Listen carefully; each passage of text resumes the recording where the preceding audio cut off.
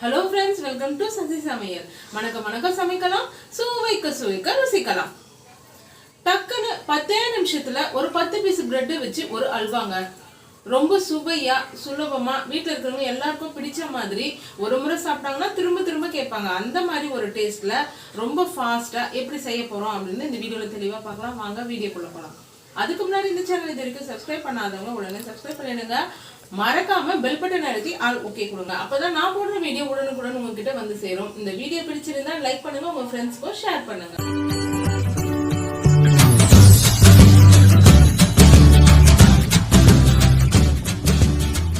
First bread பீஸ்க்குள்ள இந்த மாதிரி mixie ஜார்ல நம்ம புட்டு போட்டுக்கலாங்க. நான் இப்போ ஒரு 10 பீஸ் பிரெட் எடுத்திருக்கேன். ஓரத்தில் இந்த மாதிரி கட் பண்ணி எடுத்திருக்கேன், ப்ரௌன் கலரில் இருக்கிறது. நீங்கள் வேணும்னா அப்படியே கூட சேர்த்துக்கலாங்க. இப்போ நல்லா இது கொரப்பாக அரைச்சி எடுத்துகிட்டு வந்துடலாம். பாருங்கள், இந்த அளவுக்கு கொரப்பாக அரைச்சி எடுத்துகிட்டு வந்தால் போதுங்க. இப்போ இது ஒரு பக்கம் இருக்கட்டும். இப்போ ஒரு பேன் எடுத்துக்கலாங்க. பேனில் 2 ஸ்பூன் அளவுக்கு நெய் சேர்த்துக்கிறேங்க.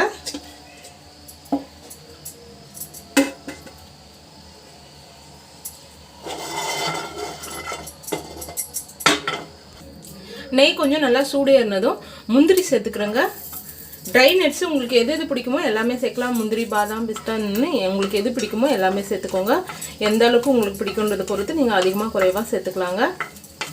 நான் ஒரு இப்போ 10 பீஸ் அளவுக்கு முந்திரி சேர்த்துருக்கேன். இப்போ இதை நல்லா ரோஸ்ட் ஆக்கி எடுத்துக்கலாம். இந்த மாதிரி கோல்டு கலர் ஆனதும் ஒரு பிளேட்டுக்கு மாற்றி வச்சுக்கலாங்க.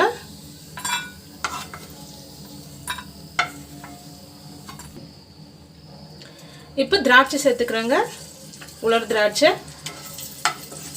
உங்களுக்கு எந்த அளவுக்கு பிடிக்கும். ஒரு சிலருக்கு திராட்சை போட்டால் பிடிக்காது, ஒரு சிலருக்கு பிடிக்கும்.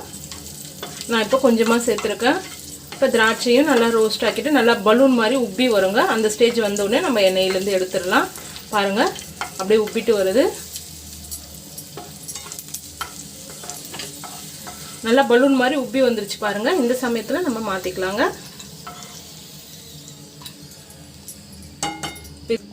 இப்போ இதே நெய்யில் நம்ம அரைச்சி வச்சுருக்க ப்ரெட்டு தூள் சேர்த்துக்கலாங்க. ஸ்டவ்வை லோ ஃப்ளேமில் வச்சுக்கோங்க.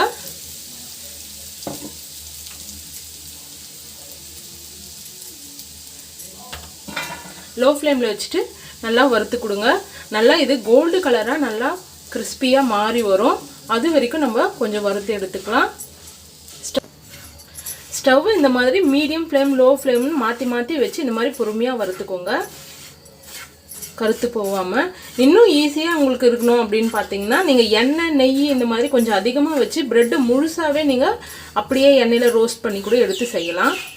இந்த கலர் நல்லா ஸ்ட்ரக்சர் உங்களுக்கு வரணுங்க. நல்லா ப்ரௌன் கலர், அந்த கிறிஸ்பியாக ஆகிற அளவுக்கு நல்லா ஈரப்பதம் இல்லாத அளவுக்கு வறுத்து எடுத்துக்கணும். இந்த மாதிரி நெய்லையும் வறுத்துக்கலாம். இல்லைட்டா நீங்கள் எண்ணெய் அதிகமாக வச்சு இல்லை நெய் அதிகமாக வச்சு கூட நீங்கள் முழு ப்ரெட்டு போட்டிங்கன்னா அதுவும் உங்களுக்கு நல்லா ப்ரௌனாக ஆகிட்டு வரும். அதுக்கப்புறமா நீங்கள் உடச்சி தூள் பண்ணி கூட சேர்த்துக்கலாங்க.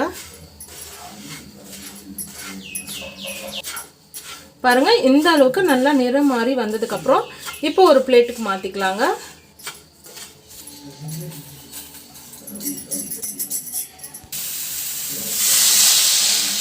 இப்போ தண்ணி சேர்த்துக்கலாங்க.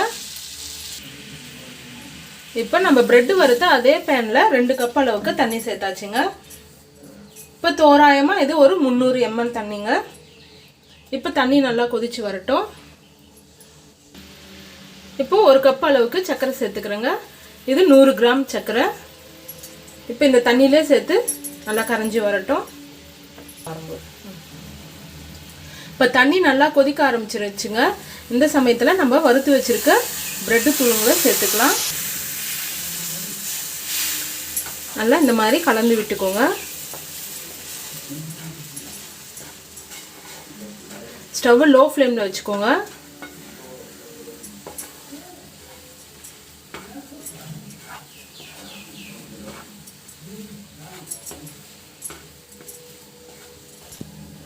இப்போ போட்டு ஒரு 2 நிமிஷம் ஆகுதுங்க.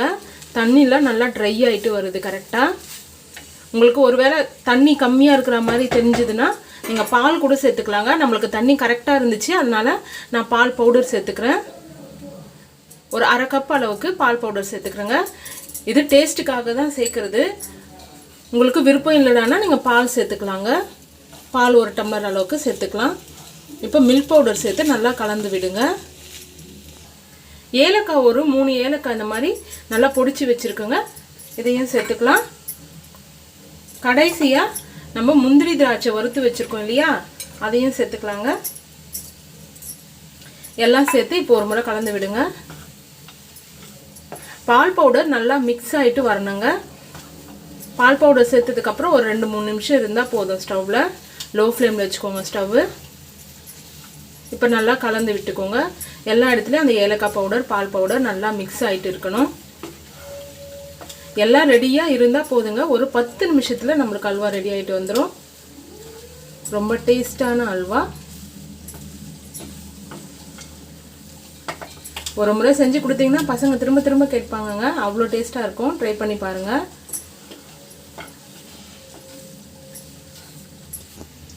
கடைசியாக ஒரு 2-3 ஸ்பூன் அளவுக்கு நெய் சேர்த்துக்கோங்க.